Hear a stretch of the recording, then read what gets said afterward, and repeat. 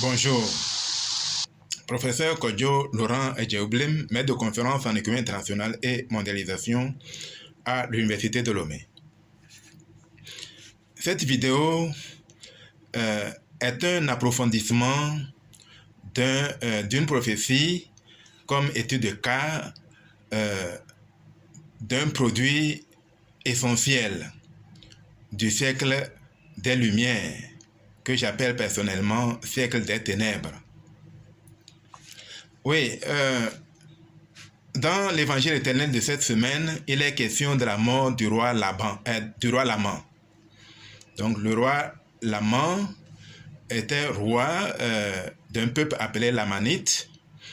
Le peuple Lamanite qui est un peuple au cou roide et au cœur dur. C'est un peuple qui ne fait aucun cas de Dieu, qui obéit aux traditions de leur père, aux traditions fausses de leur père. Et nous allons voir comment un peuple périt lorsque il n'a point de loi, ou lorsqu'il a des lois, mais qu'il n'obéit pas à ces lois. Voilà, donc c'est là la portée de cette vidéo. Nous allons donc commencer par une prière. Après la prière, nous allons présenter l'aspect théorique de cette prophétie et ensuite nous allons prendre le cas de la mort du roi Laman comme étant une étude des cas. Puis nous finirons par un témoignage personnel. Voilà, nous allons commencer maintenant par la prière. Ô Père Saint, Dieu éternel, en ces temps troublés, nous voici à nouveau devant toi, Seigneur, pour implorer ton pardon sur notre pays, sur nos autorités, sur tout le peuple, car ce peuple a gravement péché contre toi. Il vit dans le péché et n'a aucune intention de se retirer de son péché. C'est un peuple où la plupart des gens font acception de personne. Or, toi, tu ne fais point acception de personne. Car en toute nation, toute personne qui fait ta volonté t'est agréable. Oh Seigneur, pourquoi l'homme du Togo ne peut pas adopter ce point de vue? De sorte que quiconque fait la volonté de Dieu ou quiconque vit la loi du Togo est un Togolais. Et nullement Togolais d'ici, Togolais de là. Père Saint, ceci était vraiment désagréable. Nous prions afin que ta colère puisse se détourner de ce peuple, afin que des temps de rafraîchissement nous soient annoncés. Car tout ce que nous voyons dans les prophéties n'augure rien de bon pour l'instant, à moins de considérer la repentance mondiale du dimanche. Cette repentance, elle est mondiale et les Togolais y ont participé. Père Saint, nous voulons que tu utilises cela comme notre témoignage, comme un témoignage, comme une preuve de notre fidélité envers notre Dieu. Seigneur, tu ne détruis pas un peuple avec des justes. S'il y a des justes dans ce pays, tu ne le détruiras point. Nous prions afin que ta miséricorde s'exerce pour notre pays, car il y a tant de justes, peut-être 10 fois plus qu'à Sodome et Gomorrhe. À Sodome et Gomorrhe, Abraham avait demandé 50 justes et il n'avait pas pu les fournir. Jusqu'à 3 justes, il n'a pas pu les fournir et tu détruisis Sodome et Gomorrhe. Mais Seigneur, aujourd'hui, nous pouvons te présenter beaucoup de justes, peut-être même 500, peut-être même jusqu'à 1000, 2000, 3000, voire 500 000, voire 1 million de justes dans ce pays. Car beaucoup te font allégeance, beaucoup te cherchent dans ce pays. Sur cette base, Seigneur, nous nous appuyons sur cette vérité pour réclamer ta clémence, pour nous donner des temps de rafraîchissement, pour faire venir la paix sur ce pays. Père Saint, maintenant, déverse ton Esprit Saint sur nous, afin que ce message soit compris, afin que nous soyons inspirés au plus haut point pour sortir les plus grandes vérités que ton peuple a besoin de connaître aujourd'hui, et que ce monde puisse embrasser, afin que des temps de rafraîchissement viennent dans ce monde, afin que notre Seigneur Jésus-Christ descende en grande gloire. C'est là, Seigneur, notre humble prière, au nom sacré de ton Fils unique Jésus-Christ. Amen. Voilà. Dans une de nos vidéos, nous avons dit qu'il y avait une objection géante, une critique géante qui était faite contre le modèle de la théocratie. Et la plupart des gens que j'ai entendus disaient oui, frère Laurent, tu es un futuriste. C'est un modèle qu'on va appliquer plus tard. Mais aujourd'hui, ce n'est pas possible. Un autre dit, oui, c'est vrai, ton modèle, c'est l'idéal. Ce serait bien qu'on l'applique dans un pays comme l'Iran, l'Arabie Saoudite, ainsi de suite. Mais dans les pays laïcs, c'est impossible. Regardez les États-Unis, la France, où règne la laïcité. Ces pays se développent. Pourquoi exiger que notre pays fasse l'exception de toutes ces choses? Et j'avais dit qu'il fallait une réponse géante à ce gros mensonge de la laïcité. Parce que la laïcité n'a jamais existé et n'existera jamais. Car ce monde est un monde composé de deux camps. Le camp de Satan et le camp de Dieu.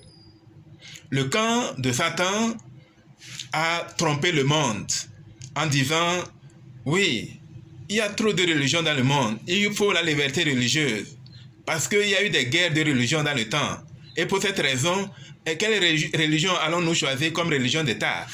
Et de ce fait, il faut que l'État soit laïque. Et pour cette raison, notre modèle, le modèle théocratique ne serait pas applicable dans nos pays laïcs.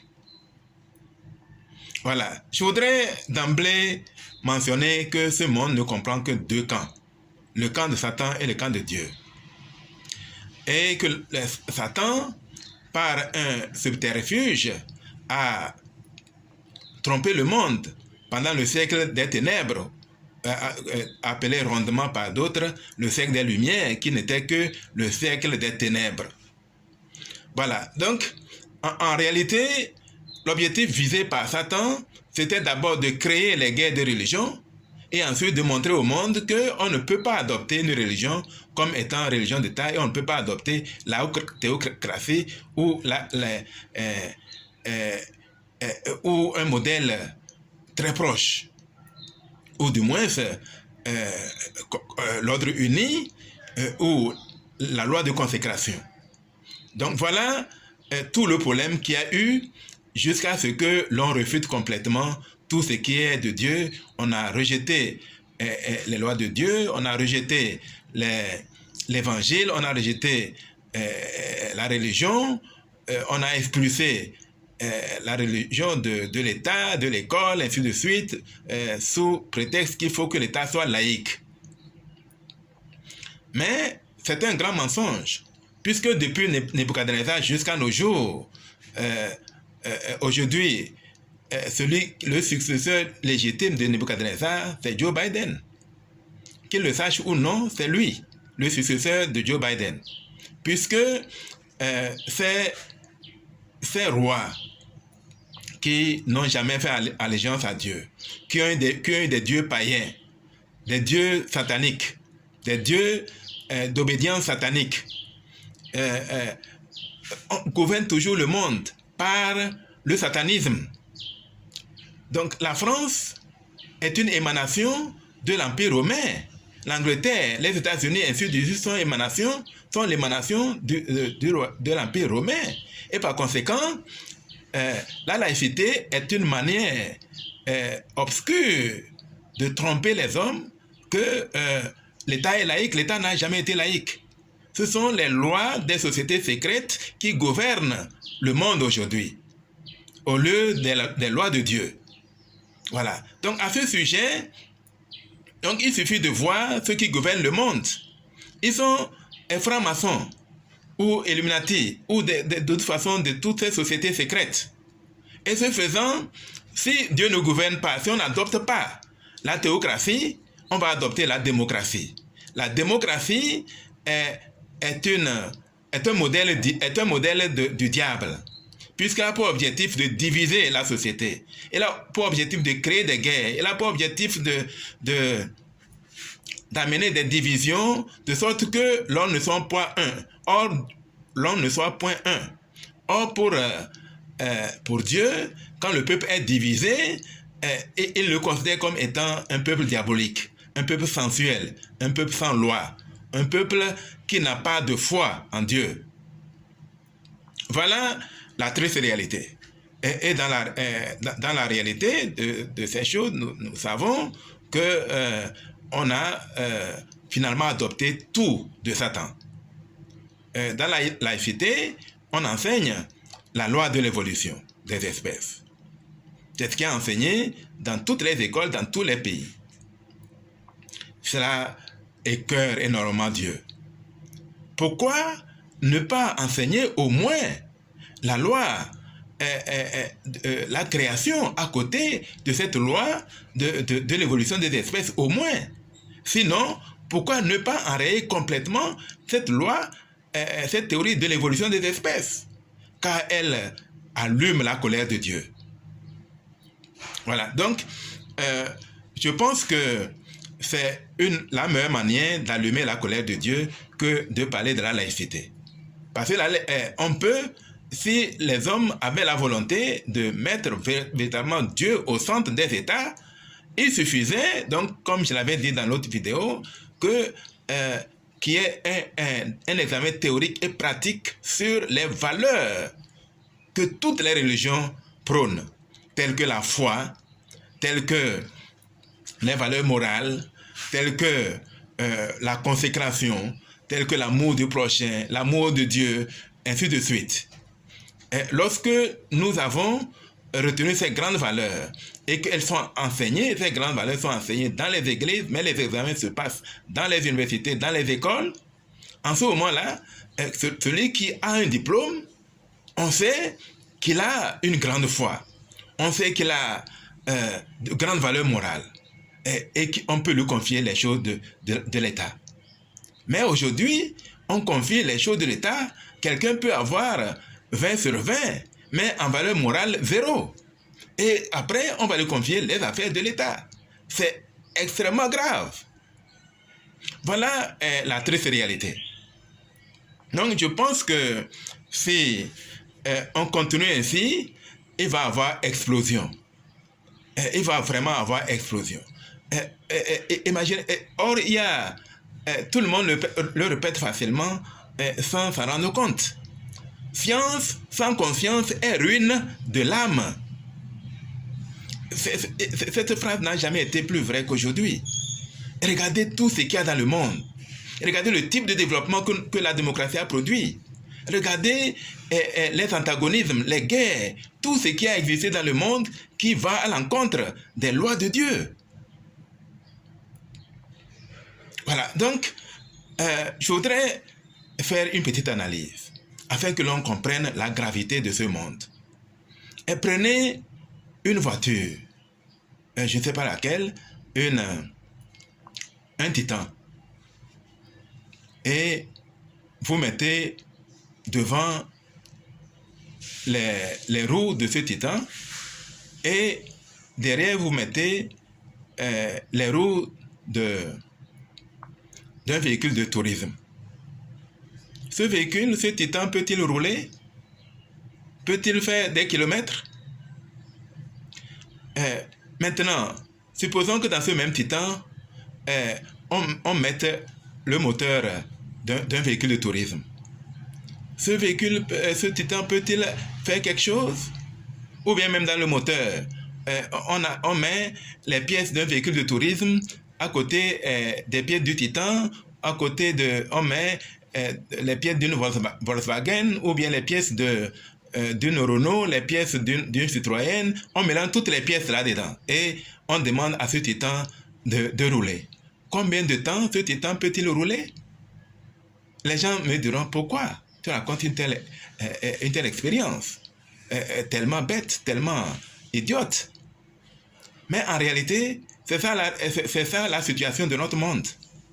On a mis la démocratie qui vient du diable à côté des choses de Dieu, comme la loi de la pesanteur, comme la loi de l'amour du prochain, comme la loi de l'amour de Dieu. C'est ça qui se passe réellement dans ce monde. Et regardez la façon dont les plantes germent, les plantes respirent, comment l'être humain respire, et ainsi de suite. Toutes ces choses sont à la manière de Dieu. L'homme est fait par Dieu et fonctionne comme Dieu l'a voulu. Mais à côté de cela, on lui donne des choses à manger qui ne viennent point de Dieu. Et on va lui donner à manger de l'essence. C'est ça qu'on est en train de faire. Et si on met la démocratie, la division d'une nation en partis politiques, la recherche effrénée de l'argent, le luxe, la luxure à l'extrême, ainsi de suite, toutes ces choses qui ne sont pas compatibles avec les lois de Dieu, avec la façon dont le corps humain a été fait. Vous pensez que cela n'est pas aussi idiot que de mettre dans un titan les pièces de Renault, les pièces de Volkswagen, de pièces de Mercedes-Benz, ainsi de suite? N'est-ce pas exactement la même chose? Mais il va y avoir explosion à un moment donné. Peut-être même dès que le moteur, si le chauffeur ose à démarrer un tel moteur, il peut avoir explosion instantanée. Et est-ce que vous voyez un peu le danger des choses? C'est l'état réel du monde aujourd'hui. Donc, prenons le cas de la mort du roi Laman, prophétie de cette semaine de l'évangile éternel. Donc, le roi Laman est un roi méchant. Un roi qui n'a aucun égard pour les choses de Dieu. Il vit selon les traditions fausses de ses pères. Le peuple, dans ces conditions, ne croit qu'aux traditions de leur père. Et de ce fait, c'est comme il n'y a pas de loi juste. Quand les lois sont fausses, c'est comme vous mettez dans une voiture au lieu de l'essence, vous mettez de l'eau pour que cette voiture puisse rouler. Est-ce qu'elle va rouler? C'est la même chose que de mettre des traditions erronées, des traditions fausses de ce monde et de lever une nation avec des traditions fausses. Alors que le Dieu qui a créé l'homme, c'est quelle tradition il lui faut pour prospérer dans ce monde. Voilà, donc maintenant, il est question de la mort du roi méchant, du roi Laman cette semaine. Il se pourrait réellement qu'un roi méchant nous quitte cette semaine. Ou même si ce n'est pas une mort physique, ça peut être, il y a plusieurs formes de mort. Quand une thèse, un paradigme finit, c'est une mort. Quand un homme perd son pouvoir, c'est une mort. Quand un homme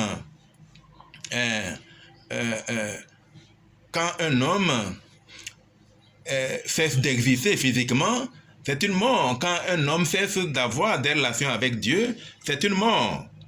Donc, il se peut, selon l'expérience que j'ai, quand ce genre de choses est prophétisé, cela se produit réellement. Donc, nous devons nous attendre à ce que quelque chose de ce genre se passe réellement. Donc, si cela se passe, la mort du roi Laman était la conséquence de de la férocité de ce peuple. C'est un peuple au cou roide, c'est un peuple sauvage. Un peuple sauvage, c'est un peuple qui ne respecte aucune loi. C'est un peuple sensuel, un peuple qui vit selon les traditions fausses. Et c'est exactement comme le titan que j'ai décrit tout à l'heure avec des pièces de différents types de véhicules.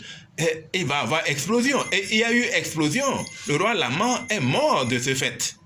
Il est mort sans atteindre le jour de sa mort. De même, le peuple est devenu féroce du fait qu'il n'y a pas de loi. Les traditions sont fausses. Et c'est exactement dans nos pays, dans le monde d'aujourd'hui, c'est la même chose. Il n'y a plus, le peuple vit comme s'il n'y avait plus de loi. Les choses sont totalement perverses. Qu'il s'agisse de la pornographie, qu'il s'agisse de l'homosexualité, qu'il s'agisse d'adorer Dieu, ainsi de suite. Or, il a été dit, cherchez premièrement le royaume des cieux et tout le reste vous sera donné de surcroît. Il n'y a que lorsque quelqu'un a atteint le repos du Seigneur qu'il peut chercher de l'argent sans rien risquer. Mais tant que vous n'avez pas atteint le repos du Seigneur et que vous cherchez le pouvoir ou l'argent, c'est pour votre perte. Vous allez non seulement perdre le bonheur, mais vous allez perdre aussi votre exaltation. Donc il est clair que nous devons nous réveiller. Nous devons nous réveiller par rapport à cela. Il a été parlé d'Amon, un homme fort à la manière de Samson de l'Ancien Testament. Peut-être un Amon va se révéler ces temps-ci. Ça peut être qui? Peut-être Poutine ou quelqu'un d'autre qui va faire tomber cette pieuvre, qui va faire tomber comme Amon a aidé le peuple Néphi à sortir de la servitude des Lamanites. Dans ce monde, qui peut-on appeler Lamanites? Si ce n'est ceux qui pratiquent le mal, ceux qui pratiquent la méchanceté. Ce n'est pas un peuple particulier d'un pays, mais dans le monde entier, tous ceux qui sont pour le mal sont des Lamanites. Parce qu'ils vont chercher le mal. Le peuple est le roi de ce monde.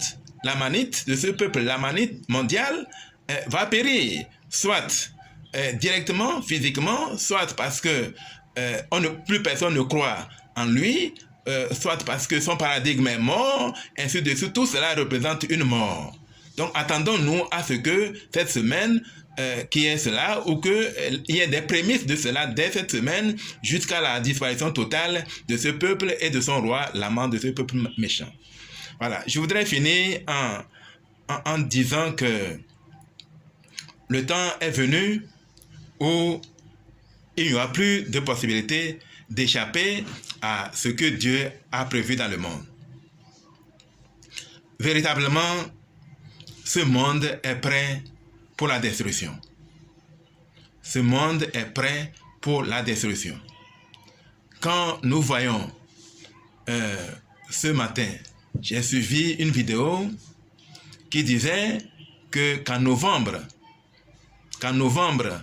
2023, un journal américain a dit que le nombre de morts ukrainiens se levait à 500 000 et qu'il y avait au moins 1 million de soldats ukrainiens blessés, gravement blessés, qui ne peuvent plus retourner sur le champ. Et c'est quelque chose d'extrêmement grave. Est-ce que la laïcité, est-ce que la démocratie produit de bons résultats? Est-ce que cela n'est pas terrifiant? Le monde que Satan a produit n'est-il pas terrifiant? Il est dit que finalement, ce camp satanique cherche réellement une guerre, car elle est en fin de ressources. Elle n'a plus de moyens. Même pour faire la guerre, elle n'a pas les moyens. Mais elle est prête à s'endetter davantage pour gagner plus de ressources. Parce que le monde occidental n'acceptera pas mener une vie différente de celle qu'il mène aujourd'hui. Pour cette raison, il est prêt à s'engager dans une guerre pour pouvoir s'assurer le même niveau de vie que celui qu'il vit aujourd'hui. Or, cela n'est plus possible. Il est totalement dans les ténèbres. Il ne se rend pas compte que de la même manière que l'Empire romain s'est écroulé, aussi les réminiscences de l'Empire romain vont s'écrouler. C'est une prophétie. On ne peut rien. On ne peut pas échapper à cette prophétie donnée à Nebuchadnezzar, interprétée par le prophète Daniel. Pourquoi l'homme est-il si insensé? Ils sont devenus des diables. Ils sont sensuels. Pourquoi ne pas s'arrêter un instant pour se demander pourquoi les choses vont-elles si mal? Alors que il y a 10 ans, 20 ans, 50 ans, les choses étaient meilleures. Pourquoi l'homme va-t-il inexorablement vers cette guerre, cette troisième guerre mondiale? Quelqu'un même a dit que la prochaine guerre sera nucléaire. Oui, si elle est nucléaire, c'est que vraiment c'est une guerre divine. Si elle est nucléaire, elle va ravager l'Occident. Les méchants vont s'entretuer. C'est ce qui est prévu dans les prophéties. Les justes n'auront rien à faire. Mais les méchants vont s'entretuer entre eux. Et lorsqu'ils vont s'entretuer, alors viendra la gloire divine. Viendra le monde de Dieu. Il est clair que Babylone sent très mauvais et que le moment de sa destruction est vraiment proche. Le temps de la destruction est vraiment proche. Voilà, donc je sais pertinemment, pour ma part, que ce monde est véritablement finissant. Mais nous avons encore le temps de nous repentir. Quiconque exerce la foi dans le Seigneur Jésus-Christ, se repent de ses péchés et se tourne résolument vers le Christ, sera sauvé. Ce n'est pas encore tard. Notre prière, c'est qu'il y a beaucoup de gens qui soient sauvés pour notre Dieu. Parce que le sang de Jésus-Christ a coûté tellement cher. Il faut qu'il nous rapporte beaucoup d'âmes. Nous prions pour que beaucoup de gens comprennent cela et se repentent réellement. Car le temps est vraiment court. Maintenant,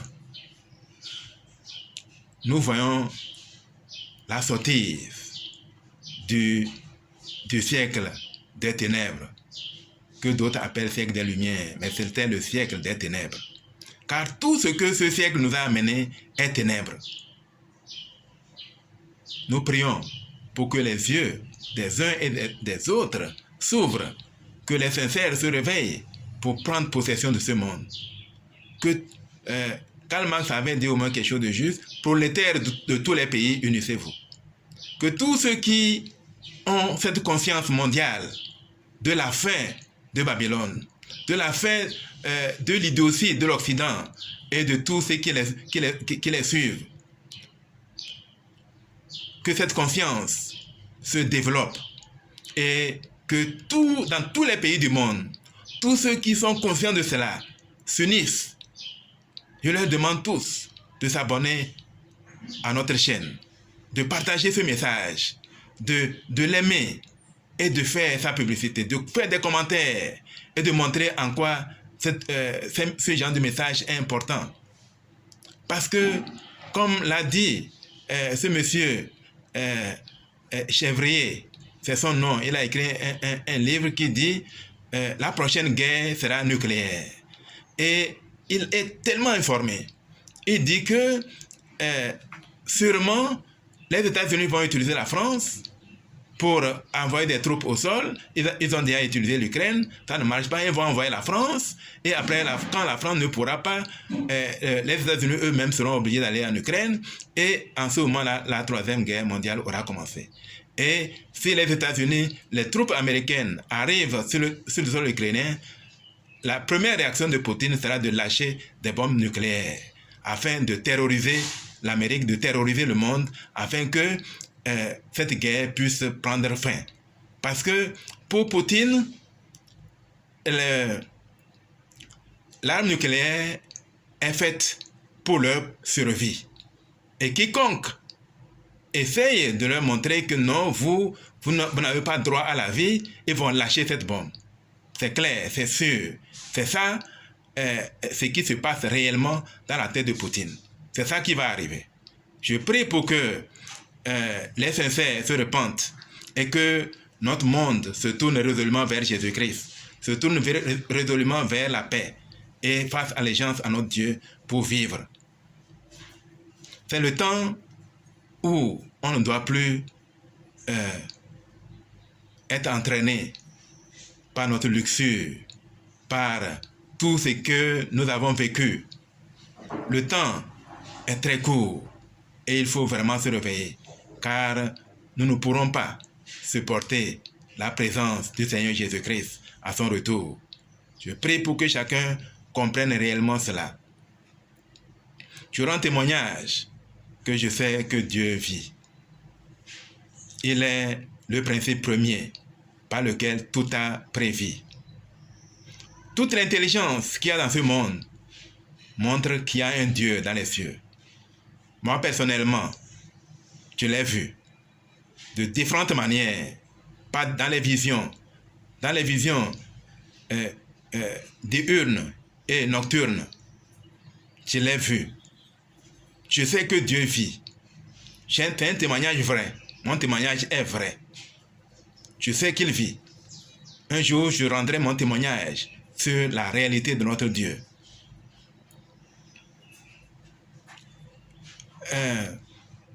Sur le plan scientifique, le fait de mettre l'homme dans un territoire où il y a l'eau, où il y a l'air, où il y a tout ce qu'il faut pour sa vie, indique que celui qui a mis l'homme sur la terre est intelligent.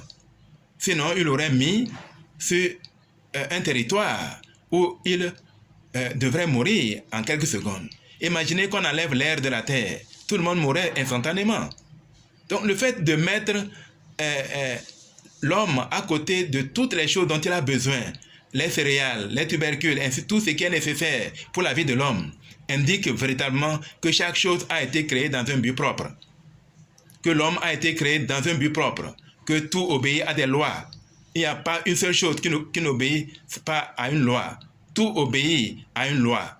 Nous prions pour que chacun puisse comprendre cela totalement et que tout le monde se résigne à se tourner vers Dieu, à se repentir totalement de ses péchés et vivre. Car Dieu est Dieu. Rien ne peut lui échapper. Il accomplira ce qu'il avait dit. Et je rends ce témoignage au nom sacré de notre Seigneur et de notre Jésus-Christ.